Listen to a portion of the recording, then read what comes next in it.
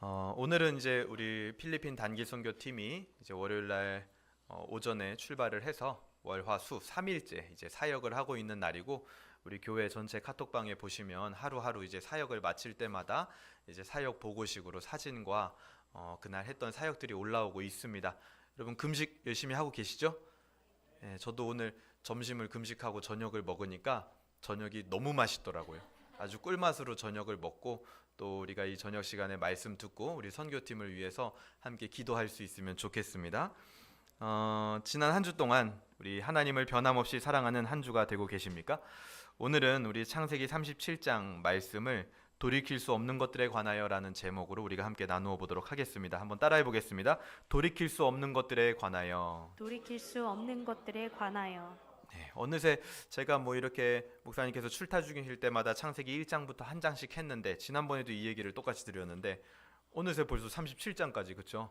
네, 목사님이 출타 중이실 때만 제가 이제 서서 창세기를 한 장씩 한 장씩 했던 거거든요. 근데 벌써 37장까지 왔습니다. 그래서 뭐니 뭐니 해도 이 꾸준한 게 진짜 최고다 이런 생각이 듭니다. 돌이킬 수 없는 일에 대하여 저와 여러분은, 특히 오늘 이 설교를 듣는 여러분은 어떤 식으로 처리를 하고 계십니까? 돌이킬 수 없는 일들을 경험해 보셨습니까? 아마 누구나 다 있을 겁니다. 내 성격이 나는 굳이 뭐 돌이킬 수 없는 것들, 지난 일에 대하여 후회하지 않는 성격이다. 나는 굳이 그런 것을 뭐 깊이 묵상하고 생각하고 염두에 두지 않는 성격이라고 할지라도 나의 삶과 혹은 우리의 언행은 사실은 완전할 수가 없죠. 그렇기 때문에 그 과거에 있었던 일들, 돌이킬 수 없는 것들을 우리 마음 가운데 묻어두는 것일 뿐이지 누군가에게나 그런 것들이 없지는 않다는 겁니다. 돌이킬 수 없는 것들에 대하여서 다 있다라는 거죠. 근데 그거를 묻어두는 사람이 있는 반면에 또 어떤 사람들은 거기에 이제 빠져드는 또 사람도 있겠죠. 누구에게나 다 있다라는 게 중요한 겁니다. 세상에서는 그런 돌이킬 수 없는 일들, 과거에 있었던 부정적인 일들에 대하여서 뭐라고 말합니까? 그냥 빨리 잊으라고 얘기를 합니다.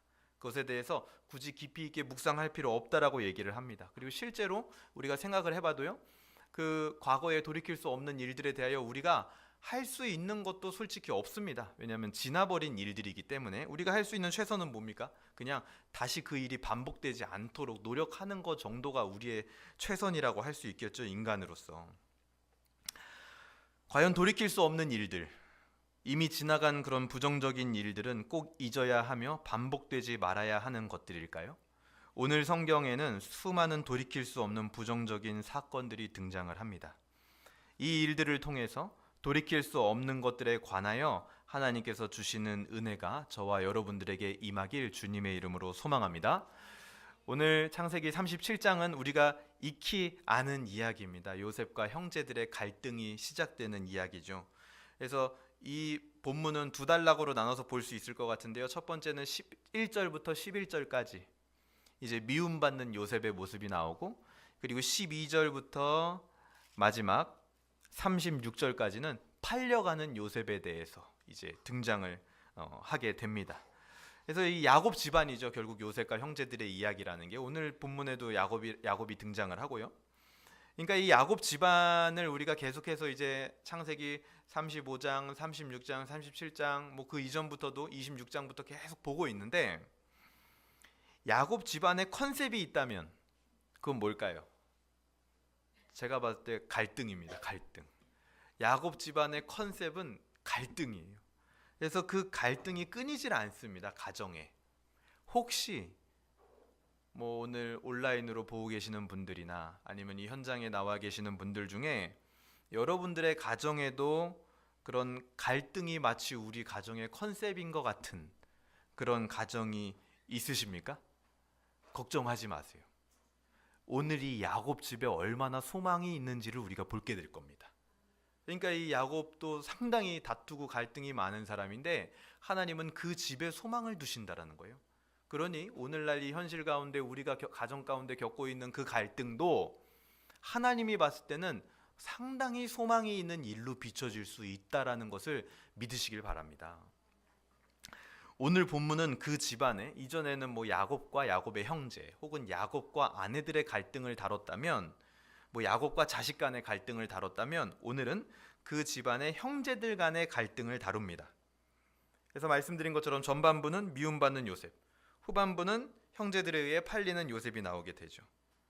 그래서 이 전반부 1절부터 11절까지는 형제들에게 팔리기까지 그 요셉이 원인 제공을 좀 해요, 상당히.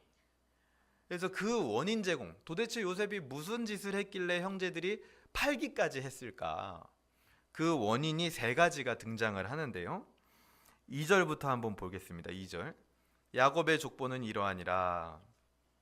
창세기는 족보의 책이라 그랬죠. 그래서 여기서 이제 야곱의 족보가 나오는데 누구의 족보다 이러면은 보통 그 누구의 족보다 하면은 그 누구의 아들의 이야기가 이제 핵심으로 등장을 하는 거예요. 여기서는 야곱의 족보다 이러니까 야곱의 아들의 이야기가 이제 핵심으로 등장을 하겠구나 이렇게 보시면 됩니다. 요셉이 17세입니다. 17살의 소년이에요. 그의 형들과 함께 양을 칠 때 그의 아버지의 아내들 비라와 실바의 아들들, 그러니까 아버지의 레아와 라헬의 그 연종들이었던 그 어머니들 비라와 실바의 아들들과 더불어 함께 있었더니 그가 그들의 잘못을 아버지에게 말하더라 이렇게 이야기를 합니다. 여기서 재미있는 게 요셉이 지금 17살이죠. 이 17살 때 이제 팔려가는 겁니다. 이스마엘 상인들에게. 근데 그러니까 요셉은 태어나서 처음부터 17년 동안 야곱과 함께 지내죠. 그렇죠? 근데 재미있는 게 야곱의 말년에 딱 가보면 야곱이 죽기 전에 마지막 17년을 요셉하고 함께 보냅니다. 그러니까 야곱과 요셉의 이야기는 17이라는 숫자로 앞뒤가 딱 떨어져요. 왜 그거를 우리에게 보여주고 있느냐? 야곱과 앞으로 요셉이 겪게 되는 모든 일은 하나님의 섭리임을 성경은 보여주고 싶은 거예요, 우리에게. 그걸 명확하게 강조하고 있는 겁니다. 근데 이때 이제 중요한 게 요셉이요 어떻게 했어요? 형들의 잘못을 아버지께 고자질을 했습니다.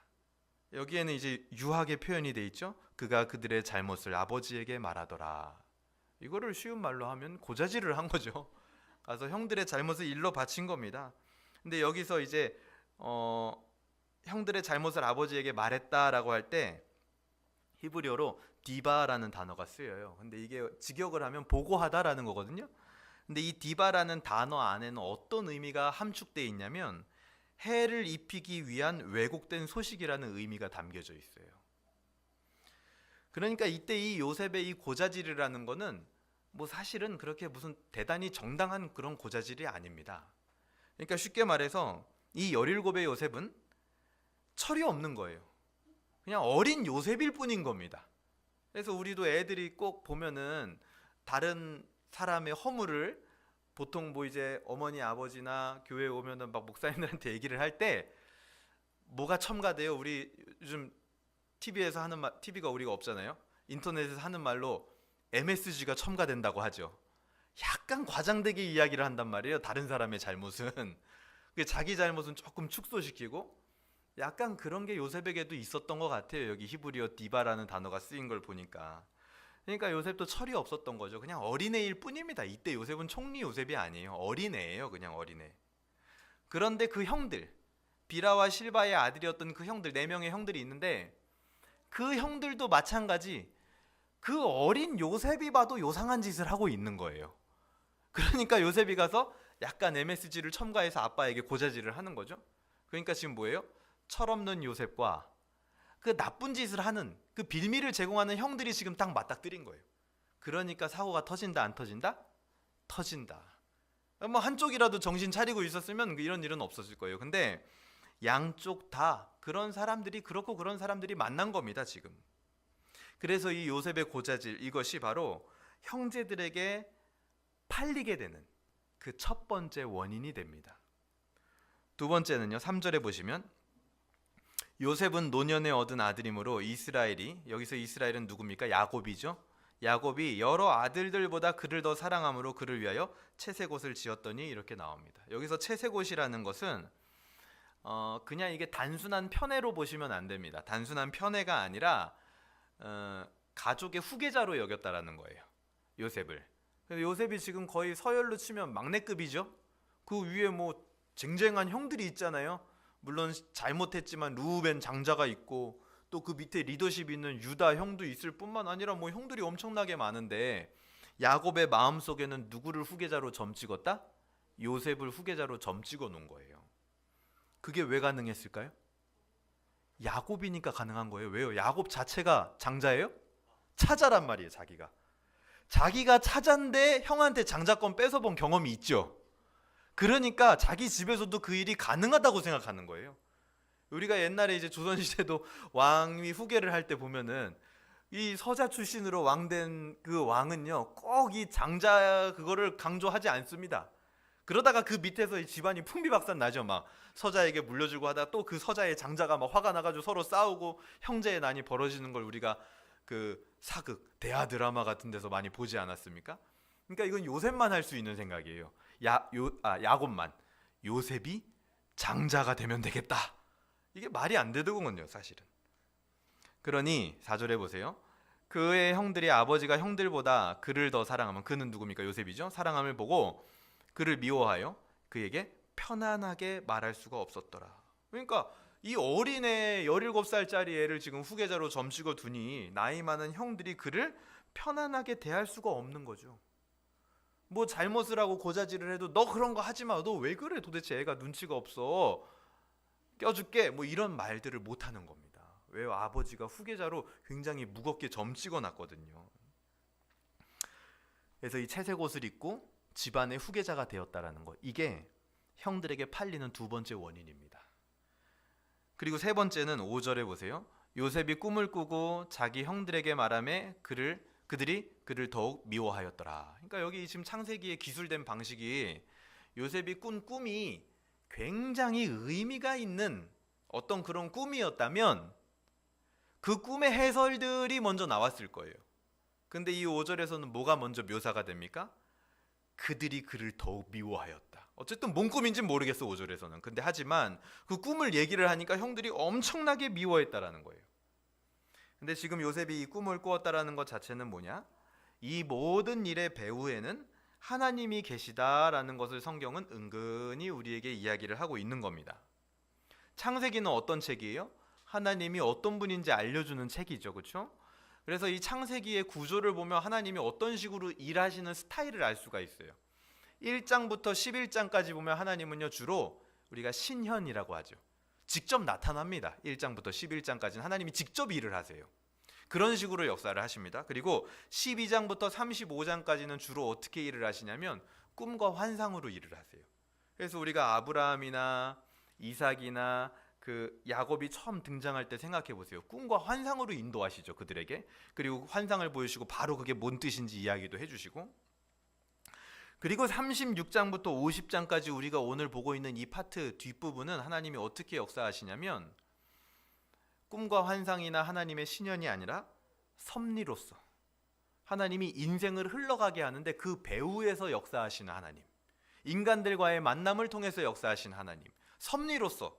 그래서 이 구조만 봐도 창세기는 우리가 뭘 알 수 있어요? 아, 하나님은 굉장히 다양하게 역사하시는 분이구나, 이걸 알 수가 있는 겁니다. 근데 우리가 오늘 보고 있는 창세기 37장은 하나님이 그럼 어떻게 주로 역사하시는 파트예요? 섭리로서. 그러니까 꿈으로 인도하시는 게 아니에요. 지금 이 창세기 37장의 파트는. 실제로 이 요셉이 꿈을 꿨다 이렇게 얘기하죠. 근데 이 꿈이요, 창세기에서 최초로 꿈에 대한 해설이 없는 꿈이에요. 그러니까 꿈에 대해서 하나님이 뭐라고 말씀하시지 않는 최초의 꿈입니다. 그러니까 꿈이 핵심 포인트가 아니라는 거예요. 아무리 요셉에게 꿈을 꾸게 했어도 하나님이 그 요셉에게 역사하시는 방식은 꿈을 통해서가 아니라 섭리를 통해서 역사하신다. 그래서 하나님께서 섭리로서 요셉의 인생과 야곱의 가정에 역사하실 것임을 보여주는 겁니다. 그래서 이 꿈 얘기를 하고 나니까 이 철없는 요셉이 꿈 얘기를 말함으로 인해서 형들에게 더욱더 미움을 받죠. 8절 보세요. 그의 형들이 그에게 이르되 내가 참으로 우리의 왕이 되겠느냐, 참으로 우리를 다스리겠느냐 하고 그의 꿈과 그의 말로 말미암아 그를 더욱 미워했다. 더 미움받아요. 이게 바로 요셉이 팔려가게 되는, 형들에 의해서 팔려가게 되는 세 번째 원인이 됩니다. 그런데 이 일이 있는 와중에 요 전반부 첫 번째 단락의 맨 마지막을 보면 상당히 유의미한 구절이 있는데 뭐냐면 11절입니다. 그의 형들은 시기하되 같이 한번 읽어볼까요? 그 해부터 시작. 그의 형제는 아버지는 그 말을 간직해 두었더라. 이렇게 나오죠. 야곱은요 그 꿈, 그 말을요 간직해 뒀대요. 간직하다라는 말은 히브리어로 샤마르라고 돼 있는데요. 그게 뭐냐? 두고 보다 이 뜻이에요. 그리고 지키다. 그 꿈을, 그 말을 지켜놓다. 딱 자기 마음 가운데. 그런 뜻이거든요. 지금 사실 이 요셉이 꿈에 대한 발설을 한 거, 그거는 가족들 간의 화목을 깨는 일입니다. 그러니까 그게 좋은 꿈이든 그 발설하지 말았어야 되는 거예요. 다른 사람이 들으면 기분이 나쁠 만한 일이었다라는 거죠. 근데 아까 처음에 말씀드렸죠. 세상은 그런 부정적인 일들은 어떻게 하라고 우리에게 가르칩니까? 잊으라고 얘기를 해요. 덮어두어라, 잊어라, 더 이상 생각하지 말아라 얘기합니다. 왜요? 그 부정적인 일들이 결국 나에게 부정적인 결과를 가져올 것이라고 생각하기 때문에 그렇게 가르치는 거죠. 부정적인 일 자꾸 생각해봤자 그 부정적인 일만 벌어져. 그러니까 그거 묻어두어, 생각하지 마라는 거예요. 그 생각이 왜 이 세상에 만연하게 되었을까요? 그런 생각은 부정적으로 보이는 일에 대해서는 아무런 계획이나 의도가 없을 것이라는 생각에 기초한 결과물이죠. 그게 부정적인 일들이 우리에게 뭐 유의미한 결과를 가져올 수가 없어. 그게 무슨 계획이 있는 거야. 그건 실수일 뿐이야.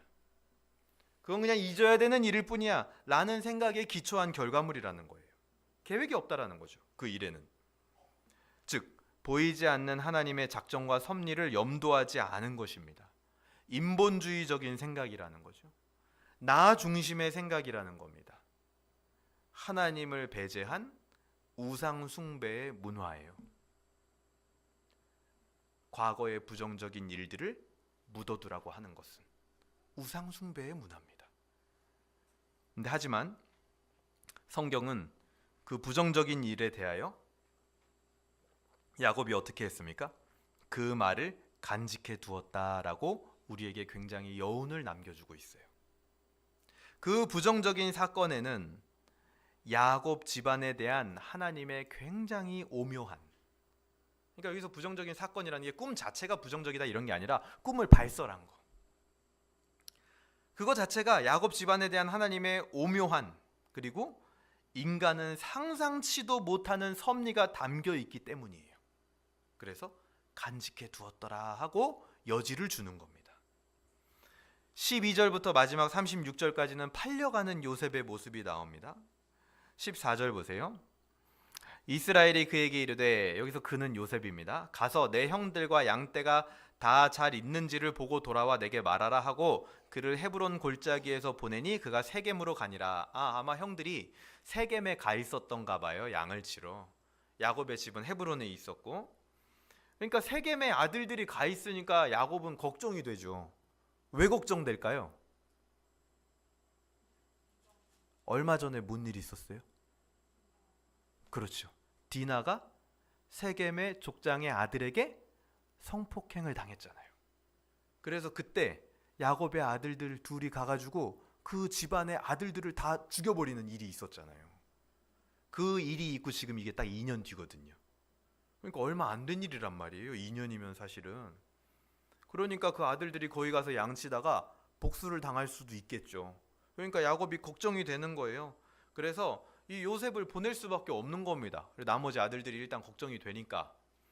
그래서 이 헤브론에서 세겜까지 거리가 제가 이제 지리를 찾아보니까 어느 정도 될 것 같아요. 그냥 마치 여기 옆 동네 당산역 쪽 가는 것 같죠. 80km예요. 굉장히 멀리 심부름 보낸 거예요. 지금 80km. 그러니까 15절에 요셉이 막 가다가 길도 잃고 그러는 겁니다. 15절에 어떤 사람이 그를 만난즉 그가, 여기서 그는 요셉이죠. 그가 들에서 방황하는지라 그 사람이 그에게 물어 이르되 내가 무엇을 찾느냐 하니까 요셉이 형들 찾고 있습니다 이렇게 얘기하죠. 그러니까 지금 이 요셉이 방황하다가 누군가를 만나서 형들을 찾아가게 된 이 시간이 좀 낭비됐죠. 그런데 심지어 이 방황하는 시간도 요셉을 상하는 그 이스마엘 상인들이 오는 시간과 딱 맞아떨어지게 하기 위한 하나님의 섭리였다라는 거예요. 여기서 방황 안 했으면 그 시간이 안 맞아떨어진다니까요. 방황을 하다가 거기 가서 구덩이에 들어가니까 그때 이스마엘 상인들이 오는 거예요. 기가 막힌 하나님의 섭리라는 거죠. 심지어 방황도. 19절 보세요. 요셉이 형들을 찾아갔어요. 그러니까 요셉이 멀리서 오는 거를 이제 보고 형들이 뭐라 그러냐? 서로 이르되 꿈꾸는 자가 오는도다. 자, 그를 죽여, 이렇게 얘기를 합니다. 그러니까 이 19절부터 20절까지가 뭐예요? 요셉이 원인을 제공했던 그 세 가지 원인의 결과물이에요. 결과물. 형제들이요, 요셉을 조롱하고 죽이려고 합니다. 그러니까 이 형제들이 지금 어떻게 반응하고 있는 거예요? 요셉이 했던 그런 부정적인 일들, 그런 어떤 자기 자랑하고 아버지가 막 차별하고 그리고 고자질하고 그런 과거에 있었던 부정적인 사건에 대한 인간의 반응은 고작 이 정도일 뿐이라는 거예요. 뭐예요? 그냥 기분 나쁨을 표출하는 정도. 에이, 재수없어. 그냥 재수없는 일이 또 있었네. 오늘 진짜 운이 없었다. 오늘 뭐야, 이거 왜 이래 도대체. 그냥 하고 넘어가는 정도. 그게 인간의 반응의 그냥 최선이라는 거예요. 우리도 실제로 그러고 살죠. 하루 동안 뭔가 안 좋은 일이 있었어요. 여러분, 오늘 저녁인데 오늘 혹시 안 좋은 일이 있으셨습니까? 그때 어떻게 반응하셨어요? 그냥 기분 나쁘고 말죠. 그냥 에라이, 그냥 진짜 쟤 왜 저래? 저 차는 왜 운전을 저렇게 하는 거야? 저 사람, 저 아줌마는 왜 저래? 진짜 저 직장 동료는 이해가 안 가네. 저 거래처 사람은 도대체 뭐 하는 거야? 우리 애들은 도대체 왜 이래? 너는 도대체 왜 이러니? 그냥 부정적인 일들에 대하여서 우리 인간이 하는 반응은 이 정도일 뿐이라는 거예요. 심지어 인간은요, 긍정적인 일에 대해서도 그냥 비슷한 수준으로만 반응을 합니다. 참 좋다. 좋은 일이네. 오늘 운 좋다. 오늘 기분 좋네. 그 정도일 뿐이라는, 그냥 비슷한 수준이라는 거예요, 인간은. 이게 바로 인간의 한계입니다. 한계. 우리들의 한계예요. 그것이 부정적이든 긍정적인 일에 대한 우리의 반응의 한계. 23절 볼까요? 요셉이 형들에게 이르매 그의 형들이 요셉의 옷 곧 그가 입은 채색 옷을 벗기고 그를 잡아 구덩이에 던지니 그 구덩이는 빈 것이라 그 속에 물이 없었더라. 요셉에게는 이제 최악의 상황이 벌어진 겁니다. 이 당시에 요셉의 감정이 어떠했을까? 창세기 42장 21절에 보면 형들이 요셉이 이때 어땠다라고 얘기를 해요. 근데 그때 요셉이 뭘 했다라고 얘기를 하냐면, 너가 애걸할 때, 애걸복걸할 때, 애걸할 때 우리가 그를 던지지 않았더라면 좋았을 것을, 이럽니다. 그러니까 이때요, 막 옷 벗겨지고 할 때 요셉이요, 막 형들한테 애걸복걸 막 부탁을 한 거예요. 형들 제발 이러지 마세요. 왜 이러세요? 막 최악의 상황인 거죠. 당황한 겁니다. 아마 그때 그렇게 애걸을 할 때 요셉도 자기가 이 앞에서 했던 모든 실수들과 철없는 행동들 있죠. 그거를 분명히 돌이키고 싶었을 겁니다. 내가 그러지 말걸. 그거 별거 아니었는데 그거를 내가 괜히 고자질을 해가지고 그 꿈 괜히 얘기하지 말걸. 여기 올 때 왜 하필이면 내가 또 채색 옷을 입고 왔을까? 하고 돌이키고 싶었을 거예요. 그리고 25절 보세요. 형들이요, 잔인합니다. 그들이 앉아 음식을 먹다가 눈을 들어본즉 한 무리의 이스마엘 사람들이 길르앗에서 오는데, 이렇게 얘기하죠. 그들이 앉아서 지금 뭐 하고 있었대요? 음식을 먹고 있었대요. 지금 동생은 물도 없는 구덩이에 빠뜨려 놓고 죽이려고 막 해놓고 자기들은 뭐 하고 있었다? 도시락 먹고 있었던 거예요. 소름 돋죠, 약간. 요즘 범죄 용어로, 전문 용어로 말하면 약간 좀 사이코패스 같은 느낌도 좀 있고, 정상이 아니다. 이게 지금 그렇게 해놓고 어떻게 자기들 입으로는 밥이 들어갈까? 잔인하죠. 근데 재밌는 게요, 잘 보세요. 지금 한 공간에서 요셉은 구덩이에 빠져있고 자기들은 막 밥 먹고 있었죠. 맛있게 먹었겠죠.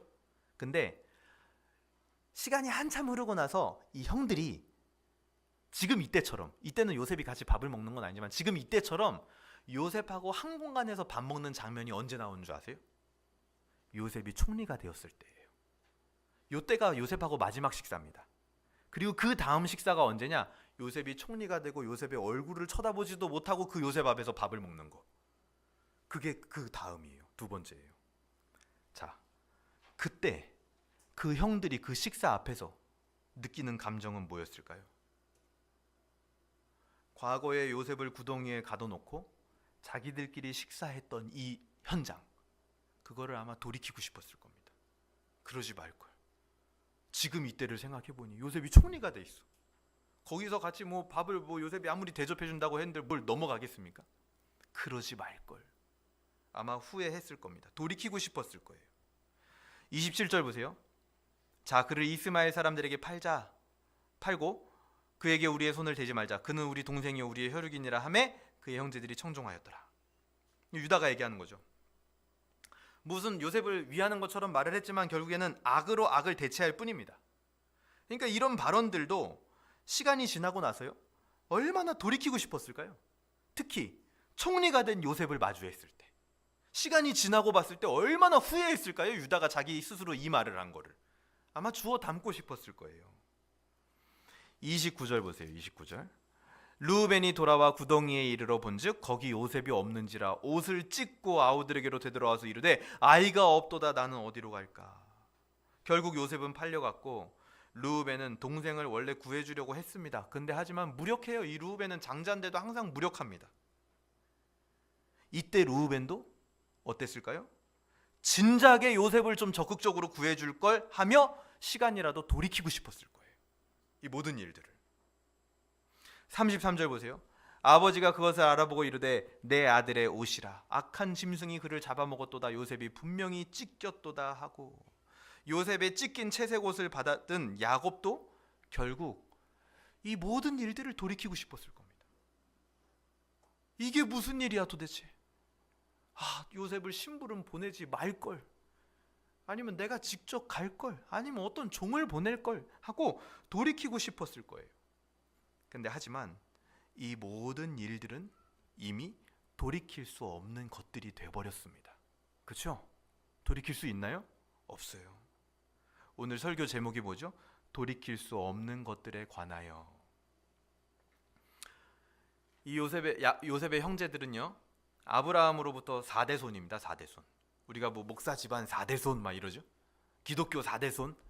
여기는 아브라함 4대손이에요. 아브라함 4대손. 그런데 외적으로는 아브라함의 4대손이고 다 같이 할례를 받았지만, 형제라고 불리지만 내적으로는 어떻게 돼 있어요? 철저히 분열돼 있습니다. 지금 이 모든 상황 속에서 야곱도 르우벤도 유다도 형제들도 요셉까지도 아무도 잘한 사람이 없어요. 여기는. 그러니 이들 모두 어땠을까요? 창세기 37장 전체를 통째로 돌이키고 싶었을 겁니다. 어쩌면 우리 인생을 생각해 보면요, 돌이킬 수 없는 일들은 돌이킬 수 없을 때가 되어야만 비로소 알게 되는 것 같아요. 돌이킬 수 없을 때가 돼야 그 일을 돌이키고 싶다 이 생각이 딱 드는 것 같아요. 그 전까진 몰라요. 마치 형제들과 야곱의 집안 사람들처럼. 근데 하지만 여러분들이 이렇게 여유롭게 설교를 듣고 있는 이유는 이 일이 우리는 알고 있어서 그런 거예요. 뭐냐? 이 일들이 돌이킬 수 없는 일이 아니다라는 것을 알고 있는 거죠. 그래서 지금 여러분 여유로워요. 아니 어쩌면 이 일은요 돌이킬 필요가 없는 일임을 우리는 알고 있죠. 이 일을 돌이켜야 되나요? 창세기 37장을 없애야 되나요? 아니요, 우리는 알고 있어요. 그렇지 않은 일이라는 것을. 돌이킬 필요가 없다라는 걸 알고 있죠. 그리고 더 나아가서 이 일들이 그들에게 꼭 필요한 일이었다라는 걸 우리는 알고 있습니다. 어떻게 알고 있습니까? 성경을 보고 알게 됐죠. 하나님의 시각으로 이 사건을 보게 되니까 우리는 알게 된 거예요. 이 일들이 꼭 필요한 일이었구나. 근데 이 당시에 있는 야곱과 그의 가족들은 몰라요. 돌이키고 싶었던 일이었을 뿐이라는 거예요. 사람의 눈으로는 잘못된 일이고 바꾸고 싶은 일이었을 겁니다. 하지만 형제들이 상상이나 했을까요? 시간이 지나면서 돌이키고 싶을 만큼 후회했던 행동들이 자신들을 구원하는 길이 됨을 상상이나 했을까요? 이들이? 상상도 못했을 거예요. 인간의 의지를 이것은 완전히 벗어나는 영역입니다. 하나님의 입장에서 이 일은요 구원 역사의 시작이 되는 일이었어요. 모든 것을 내 기준에서 옳게 그리고 좋게 바꾸고 돌이켜야 한다라는 것은 어쩌면 믿음이 없는 일입니다. 우리는 우리의 부족함도 적절하게 안배하여 선을 이루시는 하나님의 능력을 믿는 거죠. 돌이킬 수 없다고 생각이 드는 것들도 하나님께서는 아주 적절하고 요긴하게 사용하신다라는 거예요. 부정적인 것들, 돌이킬 수 없는 것들은 그냥 잊으라고 말하는 세상의 문화에서, 그 우상의 문화에서 우리를 건지셔서 우리 삶의 버려야 할 것들이라고는 아무것도 없게 만드시는 분이 바로 우리 주님 예수 그리스도예요. 우리 삶에 버려야 될 건 아무것도 없습니다. 주님이 보실 때 아무것도 없게 만드셨어요. 그 복음을 우리는 신뢰하는 겁니다. 그 주님을 신뢰하는 거예요. 예수님은 우리 삶에 더 이상 어떤 의미를 두기를 거부하는 세상의 문화 속에서 우리의 삶 속에 상상치 못할 의미를 두심으로써 그 세상으로부터 우리를 건지시는 분이시죠. 우리는 그 예수님을 믿는 겁니다. 그 믿음이 어떻게 해요? 우리의 호적을 바꾸는 거예요. 그 믿음이 우리가 잊고 있었던 일들, 우리가 잊고 싶었던 일들, 그것이 하나님의 일들이 되게 합니다. 그 믿음이 우리가 돌이키고 싶었던 사건들을 구원 역사의 시작이 되게 하는 거예요. 그 믿음으로 우리는 하나님의 입양자가 되는 겁니다. 오늘이 창세기 37장은요, 볼 때 세트로 봐야 되는 성경이 있는데 그게 어디냐면 창세기 바로 앞에 있는 36장이에요. 창세기 36장은 에서의 족보가 나왔죠. 그리고 창세기 37장은 야곱의 족보가 나오죠. 그래서 성경이 일부러 두 족보를 비교를 하고 있는 겁니다. 성경이 비교를 통해서 말하고자 하는 바가 뭘까요? 에서의 족보는요, 소위 말하는 잘 나가는 족보예요. 아주 오랫동안요. 에서의 족보의 뒷부분을 읽어보세요. 아주 오랫동안 떵떵거리며 살았다, 그렇게 얘기를 합니다. 근데 야곱의 족보는 뭡니까 지금? 여러분 지금 봤잖아요. 뭐예요 지금? 그냥 우리가 막말로 뭐라 그래요 이런 걸? 개족보라 그래요. 야곱의 족보는 엉망진창이에요 지금. 자, 여러분에게 질문합니다. 여러분, 에서의 족보와 야곱의 족보 어디에 입양되고 싶으세요? 어디에 호적을 올리고 싶으세요 여러분? 대답해 보세요. 에서요? 어디에 올리고 싶으세요? 아마 여러분 마음속으로 다 야곱의 족보에 그래도 올리고 싶다 라고 대답을 하실 거예요. 그 근거가 뭡니까? 바로 그 족보가 하나님의 백성 그리고 예수 그리스도의 족보이기 때문이죠. 돌이킬 수 없는 것들에 관하여 돌이킬 필요조차 없게 하시는 하나님의 은혜의 족보이기 때문에 여러분들은 야곱의 족보다 이렇게 대답을 하는 겁니다. 오늘 수요일 저녁이 바로 그 은혜의 족보에 우리를 인도하시는 예수 그리스도를 만나는 시간이 되기를 주님의 이름으로 소망합니다. 우리 관련 구절 한번 볼까요? 창세기 45장 7절에서 8절인데요. 요셉이 이 모든 일들을 한 방에 정리하는 얘기를 하죠. 이렇게 얘기합니다. 하나님이 큰 구원으로 당신들의 생명을 보존하고 당신들의 후손을 세상에 두시려고 나를 당신들보다 먼저 보내셨나니 그런즉 나를 이리로 보낸 이는 당신들이 아니요 하나님이시라. 하나님이 나를 바로에게 아버지로 삼으시고 그 온 집의 주로 삼으시며 애굽 온 땅의 통치자로 삼으셨나이다. 자, 여기 이렇게 보니까 이 앞에 있었던 37장의 일들은 돌이켜야 되는 일이었나요? 아니요, 돌이킬 필요가 없었던 이유가 나오는 거예요. 고린도전서 1장 23절에서는 이렇게 얘기합니다. 한번 우리 펴볼까요? 고린도전서 1장 23절. 고린도전서 1장 23절입니다. 우리 같이 한번 읽겠습니다. 시작. 우리는 십자가에 못 박힌 그리스도를 전하니 유대인에게는 거리끼는 것이요 이방인에게는 미련한 것이로되. 십자가야말로 뭡니까? 그 로마 시대에는 비관적이고 부정적인 수치스러운 형벌의 상징이었어요. 십자가에 달린 사람이 그 집안에 있다면 그 집안 모든 사람은 그 십자가의 일들을 머릿속에서 지워버리고 싶을 만큼, 그 십자가에 달린 사람을 우리 호적에서 파내고 싶을 만큼 수치스러운 일의 상징이 바로 십자가였습니다. 하지만 그 일이 예수 그리스도께서 죄인들을 구원하는 일이 되리라고는 심지어 제자들도 상상하지 못했던 일이에요. 세상의 가르침대로 한다면 그 일은요, 잊어버려야 되는 일, 묻어둬야 되는 일, 돌이켜야 되는 일이에요. 만약에 십자가를 묻어둔다면, 십자가를 잊어버려야 되는 일로 치부한다면 우리는 어떻게 될까요? 구원받지 못한 백성이 되는 겁니다. 웨스트민스터 신앙고백서 5장 섭리 1항에서는 이렇게 말합니다. 만물의 위대한 창조자 하나님께서는 모든 피조물들과 그들의 언행 심사를 보존하시고 감독하시고 치리하시고 통치하신다. 그런데 가장 큰 것으로부터 작은 것까지 그렇게 하시고, 그것을 할 때 어떤 기준으로 하시냐? 그의 가장 지혜롭고 거룩한 섭리에 의하여 그의 무오한 예지와 그 자신의 의지에 자유롭고 불변하는 계획을 따라서 하신다. 그래서 결국 어떤 결과를 만들어내시냐? 그의 지혜, 능력, 공의, 선하심, 그리고 자비의 영광을 찬미케 하신다. 우리 각자에게 있는 돌이키고 싶었던 일들, 여러분 한번 생각을 해보세요. 내 인생에 이거 진짜 5점이다. 이 일만 없었으면 내 인생이 얼마나 좋았을까 지금. 내가 얼마나 잘 나갔을까 지금 이 일만 없었으면. 그리고 이 일만 되었어도 내가 진짜 지금 마음 편하게 살 수 있었을 텐데. 그런 것들 다 있을 겁니다. 돌이킬 수 없어서 후회되었던 그 일들이 하나님의 지혜와 능력과 자비를 찬미케 되는 일이 될 수 있다라고 오늘 외민은 고백하고 있는 겁니다. 여러분들에게 그 믿음의 눈이 있으시길 바랍니다. 야곱의 가족들도 이때 당시에는 상상도 못했을 거예요. 내 인생에 왜 이런 일이 벌어졌을까? 하지만 창세기 얼마 안 가서 왜 그런 일이 있어야 했는지가 나왔고, 우리는 그걸 봤고, 그래서 야곱의 가족을 걱정하지 않고 있죠. 그 시선으로요, 여러분 우리 자신의 인생을 보길 바랍니다.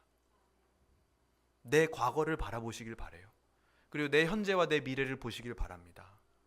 그래서 우리 그리스도인들은요, 과거에 있었던 돌이키고 싶었던 일이라도 그거 묻어두는 사람들 아니에요. 그거를 완벽하게 십자가 아래에서 해석해내는 사람들입니다. 그거를 묻고 더 이상 떠올리지 않을 거야 하는 사람들 아니에요. 그건 세상 사람들이에요. 우리는 그걸 꺼내서 예수님 앞에서 다시 해석하고 그것을 믿음으로 바라봐야 되는 사람들인 거예요. 그게 바로 신앙인인 거죠. 오늘 본문에 나타난 하나님의 마음은 무엇입니까? 돌이킴이 필요 없는 우리를 향하여 온전한 계획과 섭리로 인도하시는 어떤 아버지? 완벽한 아버지. perfection. 완벽한 아버지예요, 하나님은. 그러니까 돌이킬 필요가 없어요, 하나님의 자녀는. 무엇을 적용할 수 있을까요? 내가 돌이키고 싶었던 것들은 무엇입니까? 이제 그것을 복음적 관점에서 오히려 그것을 향하여 하나님의 뜻을 기대하는 기도의 시간이 되시길 바랍니다. 그 두 번째 뭘 적용할 수 있을까요? 내 인생을 향한 하나님의 섭리를 신뢰하지 못하고 세상과 같이 돌이킬 수 없는 것들에 대하여 의미를 부여하지 않고 그냥 그걸 잃어버리고 묻어두고 있었던 것들이 있다면, 그건 사실 어떤 면에서는 좀 하나님 앞에 회개해야 될 문제입니다.